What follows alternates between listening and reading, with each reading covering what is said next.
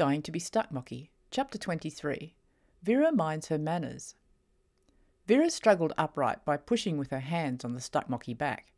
She looked at the moonlit profile inches from her face, then twisted around to face the shorter Stuckmocky walking alongside.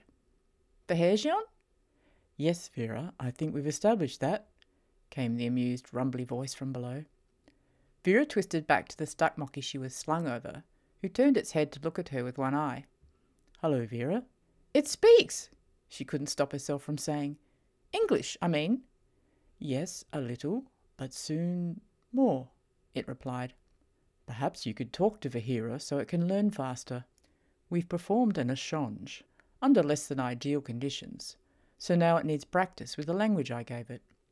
Vira immediately had a mental image of two Stuckmocky in tutus performing a dance in the moonlight. Then her thoughts cleared. An échange wouldn't happen to be a sparkly moving cloud, would it? She asked. Fahyrjeon and Vira shot glances at each other. I understand now, Vira said, and slowly smiled a broad, satisfied smile. Fahyrjeon reached up and patted Vira's back. If an échange were visible, it would probably look sparkly. Well, but it is visible, Vira began, and then doubt made her wonder if she had really seen what she thought she'd seen. Maybe not, she decided. So you just passed English to Vira like a spiritual grammar book? Yes, that is essentially what happened. Could you do that for me too? I've got that English test in the morning. Although, she said more pensively, I suppose it's going to be an automatic fail if I don't show. Vira somehow didn't think the excuse, I fell into another universe, would go down too well with her teacher, assuming she ever saw her teacher again, or any of her friends, or family. Vira shook herself out of her gloomy reverie and asked, So, are we headed towards intensity now? I assume Vira was the proximity. Yes, the intensity I felt is the gathered energy of the clan. Vira tells me they've probably moved over this way, it said, pointing ahead, as a result of its capture yesterday. It's where we both feel them anyway. Fahyrjeon walked in thoughtful silence for a minute, then asked, How is your ankle, little one? Vira felt herself unaccountably bristle a little at the question. Oh, it's all right. Then why did you sit down? Vira thought you must be tired. began Vira. Then she had to stop.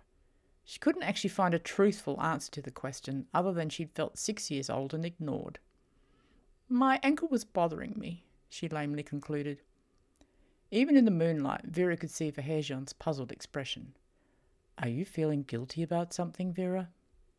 The question caught Vira completely off guard. Guilty? Why would I be feeling guilty? She asked guiltily. Once again, Fahyrjeon and Vira shared an intense look, then nodded knowingly at each other. Your ankle speaks of guilt, said Fahyrjeon cryptically. It hasn't said anything like that to me, grumbled Vira, noticing she now felt a tightening grip in her chest. Maybe my ankle could help Vira with its English practice. She bent her knee to bring her ankle up to Vira's face and said, Guilt, guilt, guilt. She was so ashamed of herself after that, she lapsed into silence.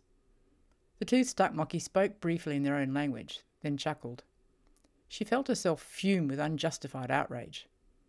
If anyone should be feeling guilty, it's you, she heard herself saying to Fahyrjeon before she could censor herself. Again, the two Stuckmocky exchanged amused observations before Fahyrjeon spoke. And what would be the cause of my guilty feelings, little one? Oh, I don't know, she mumbled in the grumpiest tone she'd heard come out of her yet. Vira felt her bad mood was about to get completely out of control, but she didn't feel willing to make the effort to mend matters in her heart. Instead, she turned to Vira and asked without any enthusiasm, What do you want to talk about to practice your English? Vira's one visible eye looked at Vira. You have been much helpful already, thank you. But if you have questions, you could ask of me. All right, what do you have in your pouch? Vira asked grudgingly. The two Stuckmocky exchanged some words and chuckled again. Vira felt she'd had enough of being laughed at, so without waiting for a reply, she slid down Vira's front to the ground. Vira seemed a little surprised, but said as Vira limped away, I will later show you. Don't bother, responded Vira under her breath. I've seen enough furry fruit and mouldy cupcakes to last a lifetime. Vira joined Mirrin at the rear again to lean on his shoulder and walk in silence, each in their own thoughts. Eventually Mirrin asked, "What are your impressions of Vahira?" "I'd like it better if it didn't snigger so much," she replied petulantly. Mirrin looked up at the Stuckmocky pair ahead.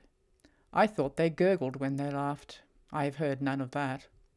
Vira was startled to realise Mirrin was right. She felt annoyed that a former Stuckmocky slayer was reminding her of her friend's culture. "Yeah, well, every time I say something they talk amongst themselves and then chuckle like I'm very amusing," she said, making the word amusing drip with disapproval. "Perhaps Fahyrjeon finds it necessary to translate for Vahira. It seems the child has only just been given the language, from what I overheard. Although I do wonder where Fahyrjeon acquired English if it is not their native language." Mirrin then turned to Vira. "I also overheard you speaking like a diva I once knew well. Is something troubling you?"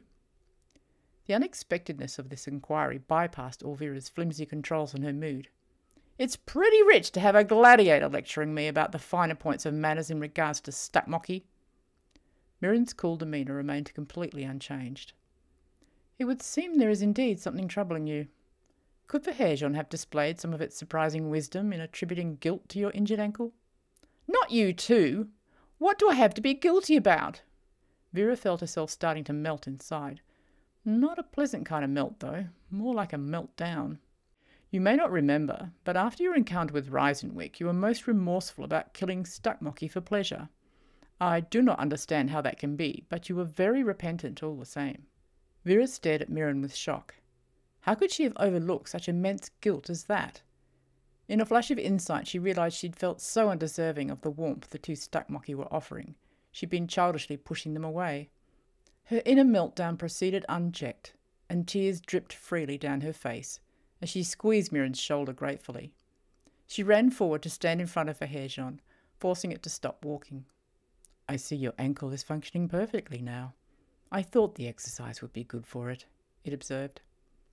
Vira jumped up and looped her arms around Fahyrjeon's neck to pull its head down to her height. She planted a heartfelt kiss on the puzzled face, then turned to Vahira, ready to repeat the gesture, as unworthy as she felt of the pleasure of doing so. Before she could, however, Vahira glanced down at the furry pouch it was opening on its belly, then up at Vira with a look of invitation. Vira stepped forward politely, fully expecting to see a half-eaten slice of melon in the shadows, but instead she found a soft, warm glow emanating from the pouch, and at the source of it, a tiny, furless Stuckmocky baby.